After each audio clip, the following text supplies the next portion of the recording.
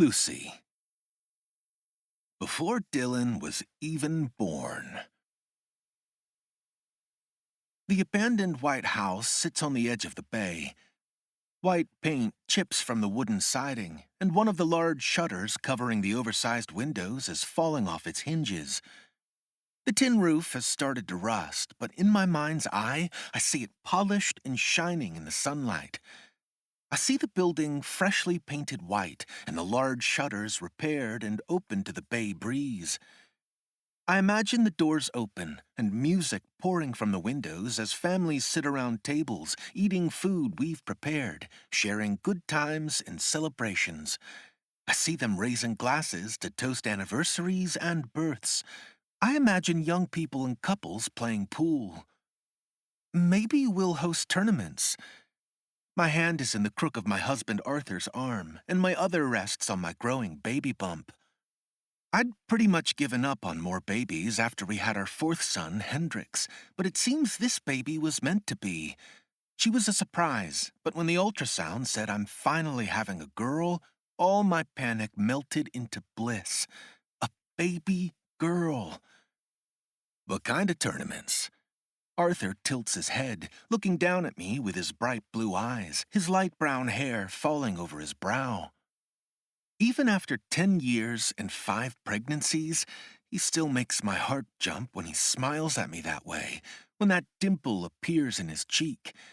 It doesn't hurt that he holds our 1-year-old son Hendrix in his muscled arms, against his firm chest. Hendrix looks just like him, even more than our oldest, Jack, did, and he's an active baby, squirming every time his big brothers enter the room. He squeals at them now, like he's so ready to get down and run and join them at the water's edge. Resting my cheek against my husband's broad shoulder, a warm salt breeze pushes my thick, dark curls behind my shoulder. I've been in love with Arthur Bradford since I was 16 years old. I fell for him the first time he ran out onto the fields as quarterback of our high school football team. Of course, I'd known him much longer than high school, but I never in the world considered he'd think of me as a girlfriend. Then he asked me out.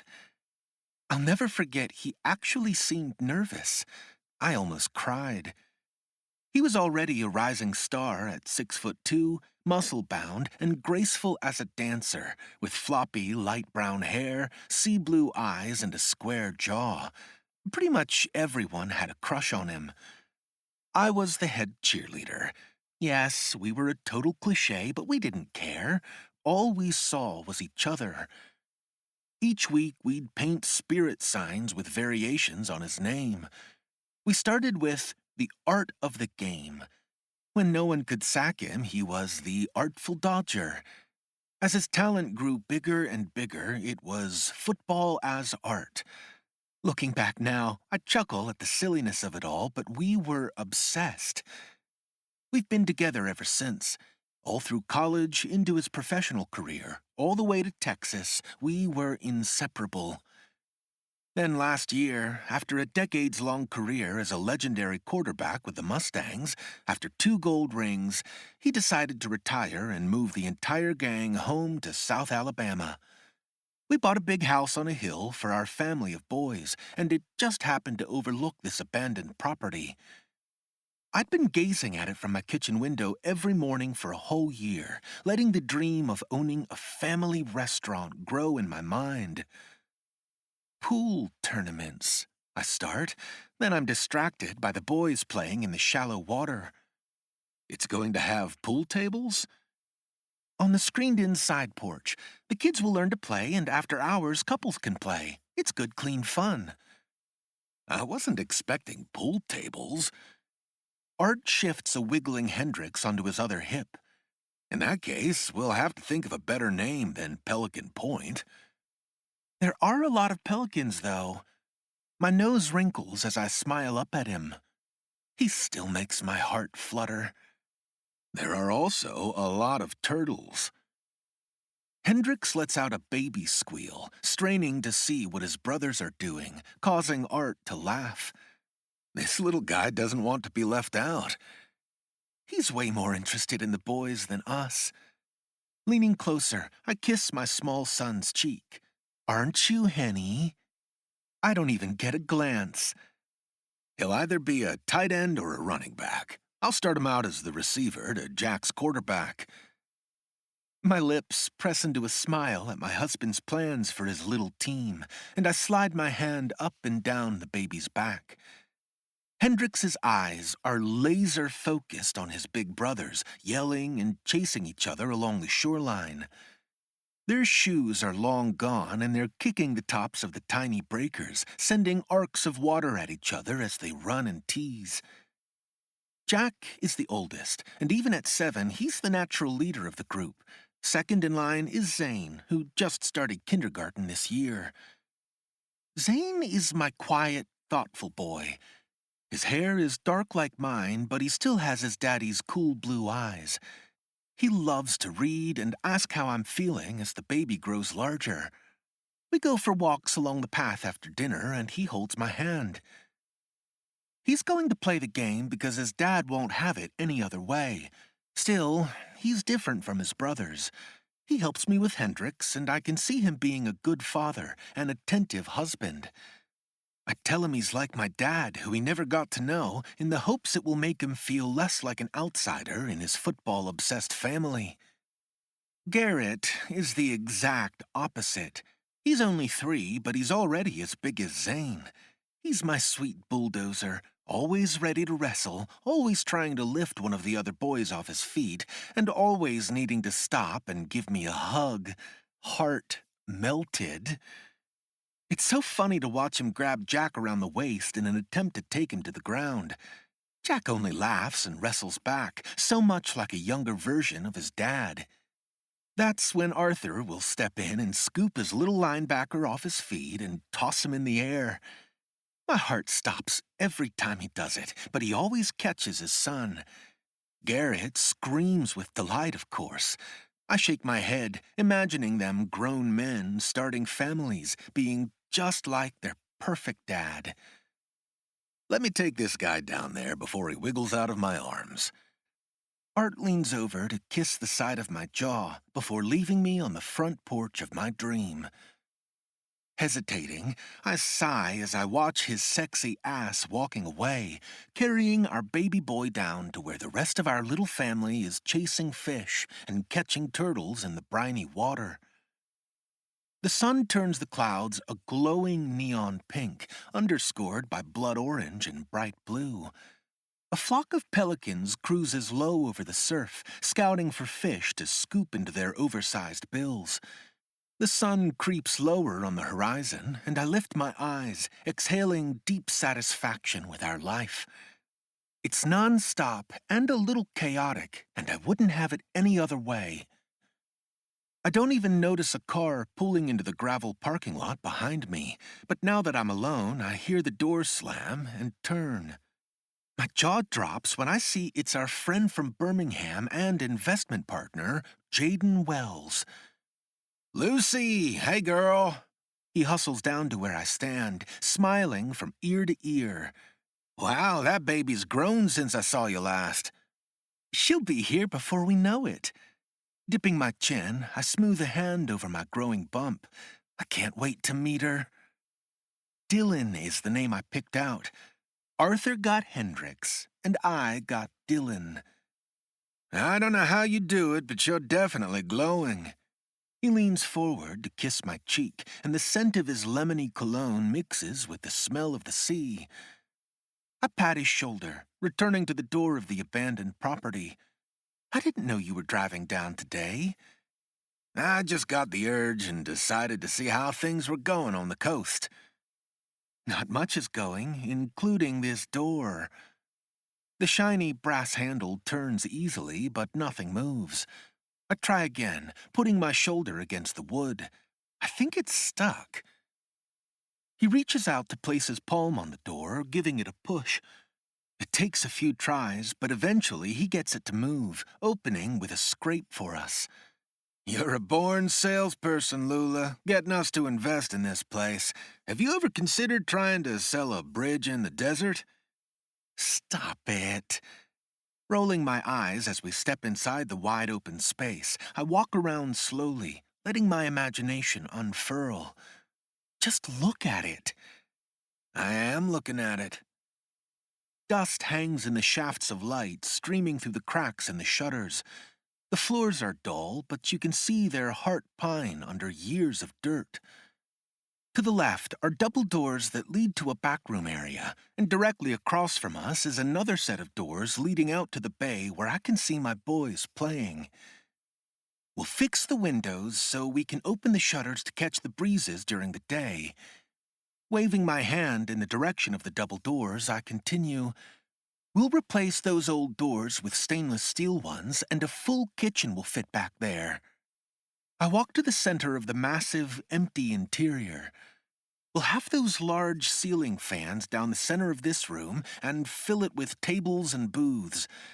Out here, leading down to the water, we'll have a playground area for the kids.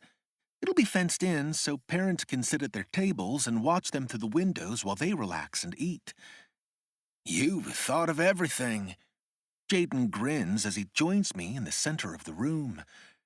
I have. I look over my shoulder with a grin. A small bar will go there, and behind it is where the pool tables will go. They'll have their own screened-in patio area, and there can be music. It will also have access to the bay. Turning again to the open dining area, I imagine the decor. We'll paint everything white with a dark green or even black trim, and with the yellow pine floors, it'll be rustic and homey, perfect for families, but nice enough if you want to go on a casual date. What's on the menu? He leans forward, crossing his arms. Seafood, of course. I clasp my hands, holding them in front of my lips. Gumbo, fresh fish, shrimp, and oysters. You're making me hungry. We'll have to have hamburgers and pizza, mac and cheese, things like that for the kids. And the non-adventurous adults. Lord save us from non-adventurous adults. I couldn't have said it better myself. His eyebrow arches, and he steps closer to me. The hair on my arm prickles, and I hesitate, wondering what he means. I don't particularly like him being so close, the warmth of his breath skating over my bare shoulder, but I dismiss my concerns. Jaden has been Art's friend for years. He's my friend too, and I adore his wife, Holly. I have no reason to think he's standing close to me out of anything but excitement for my vision. Clearing my throat, I take a step away so I can meet his eyes. Have you heard from the bank? What did they say? Yes, the applications are all submitted. They're just waiting for the loan officer to sign off on them. When I get back to Birmingham, I'll pick up the check and we can get the contractors in here to get started. My heart leaps in my chest and I do a little cheer. I can't believe it's really happening. I've been dreaming of it since the first day I saw this place. It's a good dream. He nods. We have a good business plan, and everyone in New Hope wants to work with the great Art Bradford. They want his endorsement on their businesses. Pressing my lips together, I nod.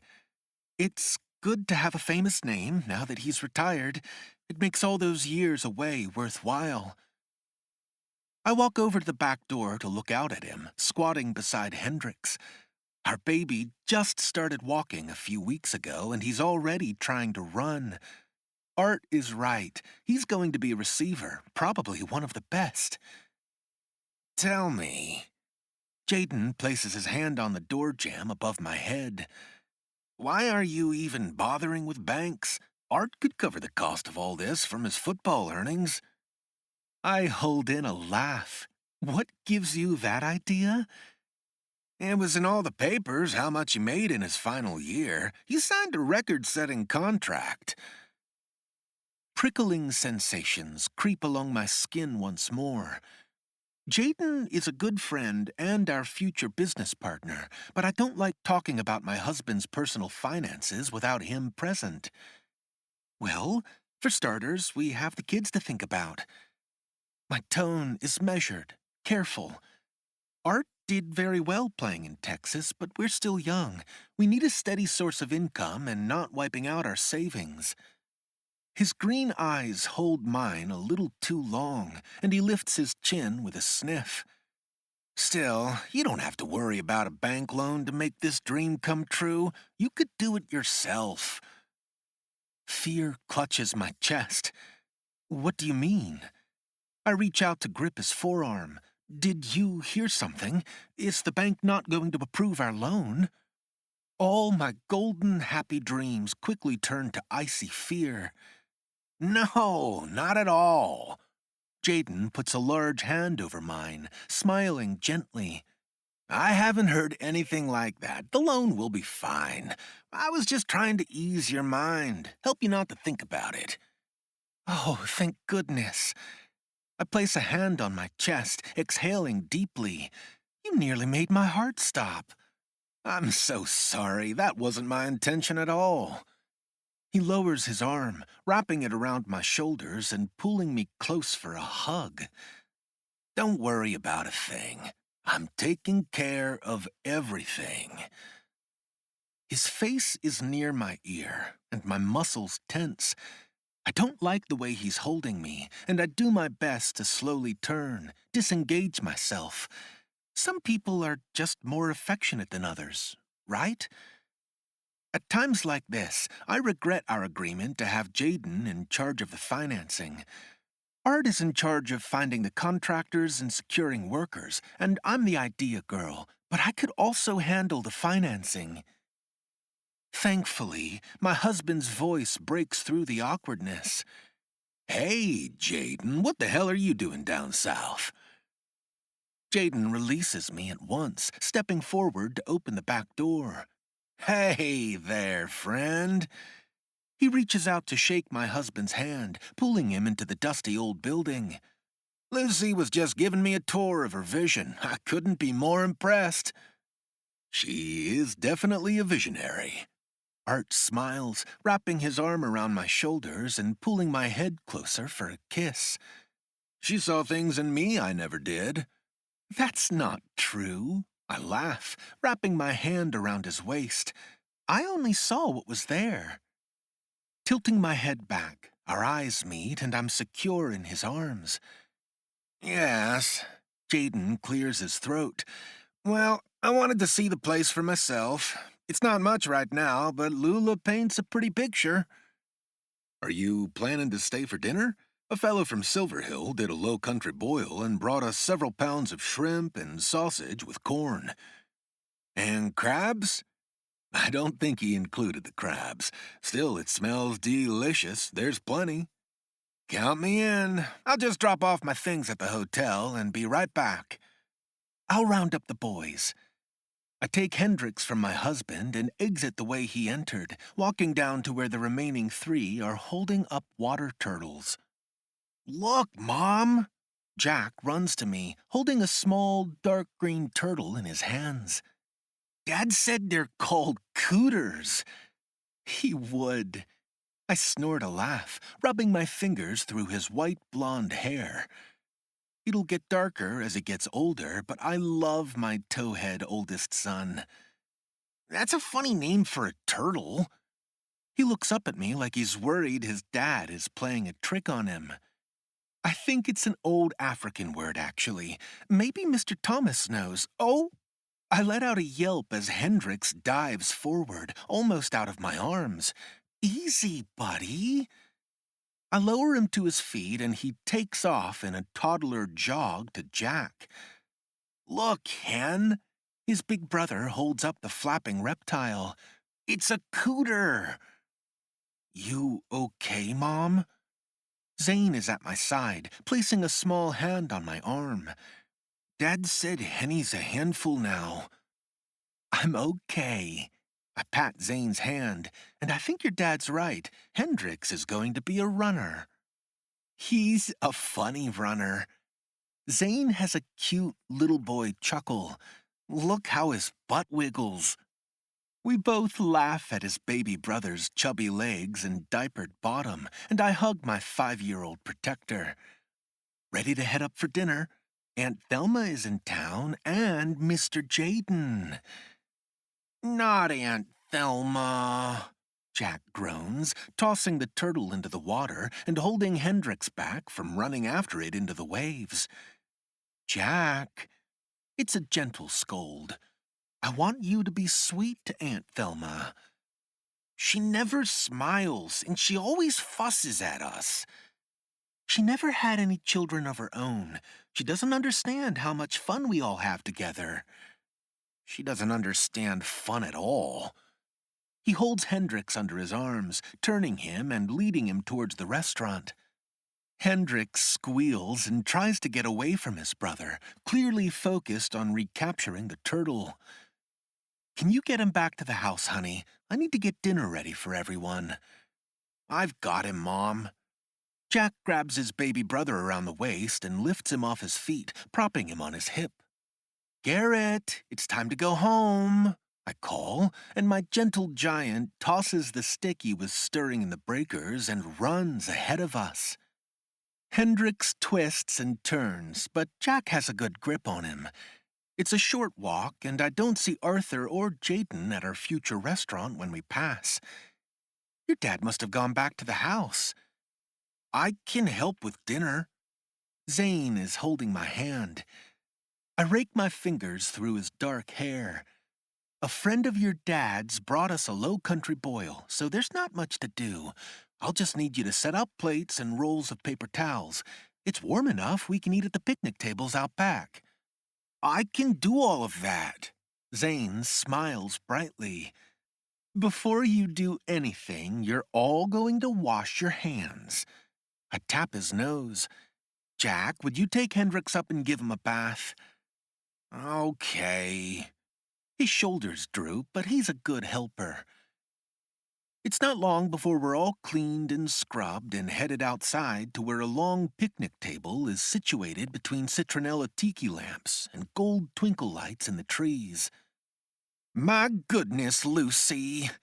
Aunt Thelma steps forward to give me a hug. Sit down and give me those plates. You don't need to be overdoing it in your delicate condition. I'm fine. I lean forward to hug her back. I've done this 4 times already. I know what I'm doing. Still, your poor body. She glances in the direction of Art, her nose wrinkling in disapproval. At some point, it could be misconstrued as showing off. I'm petite, but my aunt is tiny. She's very blonde and very judgy. She's my mother's sister, and when I was a child, I didn't like her scolding personality either. As I got older, I decided to stop fighting with her and just find her behavior humorous, which it often is if you look at it in the right way. We weren't trying, if that's what you mean, I tease. I didn't mean that at all. I'm simply saying what others might think. Her thin lips purse, and I have no idea where she got her personality. My mother wasn't like her at all. I couldn't care less what others think. My eyes warm as I slide my hands over my pregnant belly. I'm getting my baby girl. She blinks quickly at my hands before catching Jack and Zane as they pass. Boys, take these glasses down to the table. You need to be good helpers for your mother right now. Jack and Zane stop to do what she says. Yes, ma'am. Jack's voice is rote, but I appreciate him showing respect. Zane looks up at me with worried blue eyes. Are you okay, Mom? I'm just fine. I give him a smile and a nod. Thank you for helping. They shouldn't be thanked for helping you. Thelma's tone is crisp. I'm ready to tell her to back off when male voices join the group. This smells delicious. Jaden walks into the kitchen, coming first to me for a hug and a kiss on the cheek. He changed into jeans and a long-sleeved maroon tee. His brown hair is styled in a messy, short style that sticks out all over his head, and his green eyes wrinkle at the corners as he studies me with an affection I don't appreciate. After our moment in the restaurant this afternoon, I've decided to keep some distance between the two of us. Stepping away, I collect the paper plates and plastic utensils. Did you get all settled in your room? Yeah, he laughs. Apparently, I'm enough of a regular, everyone knows my name. They even gave me the same room I had last visit. Why are you a regular at a hotel? Thelma's voice is stern, and for the first time all day, I appreciate it. Don't you have a wife and child in Birmingham? Just a wife, ma'am, no child. He grins, stepping forward as if he'll give my aunt a hug and a kiss like he did with me. You must be Thelma. It's nice to meet you. No. No. Her hand shoots up, and she shuts down his approach in a way that almost makes me laugh out loud. Jaden holds up both hands, stepping back like she's a hot plate. Sorry, I wasn't trying to crowd you. You should ask before you physically assault someone. She quickly lifts up the large bowl of shrimp, sausage, corn, and potato mixture and heads out the door. No assault intended, I assure you. Jaden turns wide eyes on me, but I follow my aunt out the door, down to the picnic table under the twinkle lights, where my boys are climbing onto the bench seats, ready to eat. Garrett is beside Zane, and Jack follows Hendricks around, doing his best to guide him to the table. Thelma can be really annoying, but I have to admire her toughness. She doesn't put up with anybody violating her rigid standards. Is the gang all here? Arthur's breezy voice lights up my entire body. I look up to see him leading Jaden from the house. A smile parts his full lips, and his hair is slightly damp around the ends from his shower. His square jaw is freshly shaved, revealing the dimple in his chin, and he's so handsome. Dressed in faded jeans that hang loosely over his hips and a navy tee that stretches nicely around his biceps, I can't get over how he's so much like he was in high school. Sure, he's got some fine lines around his eyes and mouth, but when I look at him, all I see is the boy I fell in love with. I'm still in the leggings and flowy red tank top I had on earlier at the restaurant, but I've pulled my long hair into a side ponytail. The boys are all around the table now, and Jaden places a cooler holding drinks on the grass. We're all here, just waiting on you. I reach up to slide my thumb along his cheek when he reaches me. I'm here. He leans down to kiss my lips briefly. Let's eat. He sits on one side of our line of boys while I sit with Hendricks in my lap. We're all given big servings of the fresh-boiled seafood and sausage. Jack is able to peel his own shrimp, but Garrett and Zane eat the sausage, potatoes, and corn. Hendricks gnaws on a potato, and I cut the sausage into tiny bites for him. He'll start fussing to go to sleep very soon, and I'll take him up while Arthur wrangles the other three. I think we need a better name than Pelican Point. My husband's eyes twinkle with mischief as he peels a shrimp for Garrett to eat. Lucy wants pool tables and dancing. We need something more playful. Restaurants shouldn't be playful. Thelma's lips are pinched as she carefully peels her shrimp, keeping her eyes on her plate. You don't play with your food. I think he means the atmosphere. Jaden grins as he watches her, and I can't imagine what he's thinking. It came to me when we were down by the bay this afternoon. Art's lips part over straight white teeth, and I know that look. I've known his bad boy grin since it captured me at 16. What is it? I'm almost scared to ask as I take a sip of my iced tea. Cooters and shooters. He announces it loudly with so much pride. Both of my oldest sons flash worried eyes at me, like they know darned well their dad is pushing the envelope somehow. They're just not sure how, or if he'll get in trouble. My lips tighten, and I try to be stern and fail. Leaning forward, I almost do a spit take. I wouldn't joke like that in front of children. Thelma's schoolmarmish tone makes me shriek with laughter even more. Jaden's green eyes dance, and he looks from me to Arthur. It's definitely playful, and I'm pretty sure no one will forget it. Sounds like a winner. Arthur nods, sweeping his arm in the direction of the structure below. Ladies and gentlemen, I present Cooters and Shooters. It's not too late when we finally have the boys all asleep. The three older ones are sleeping well through the night, but we've still got Hendrix in his crib. I learned early with Jack, if they're not climbers like Garrett was, to keep them in their cribs as long as possible. It gives us a little more security at night, when I close the door, turning to face my sexy husband as he pulls the navy tee over his head, leaving his thick hair in a sexy mess. His back is to me, and I exhale a soft sigh as my eyes consume his broad shoulders, his lean, muscular back. A deep line runs down the center to his tapered waist, and his jeans hang low on his hips. My husband is a model of masculine perfection, and the space between my legs is hot and throbbing for him. The distracted look on his face evaporates when his clear blue eyes meet mine. I'm sure he can see the lust burning me up inside reflected in my gaze.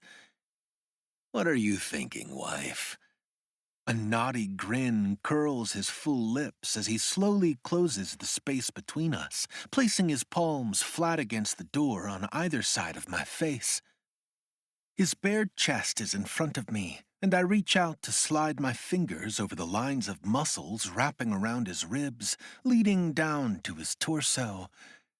I watch as his body tenses and flexes at my touch, and my eyes zero in on the bulge growing behind his zipper. I'm thinking how it's a wonder I've only been pregnant 5 times. Leaning down, he exhales a breathy chuckle as he traces his lips from my temple down into the side of my hair. Not for lack of trying.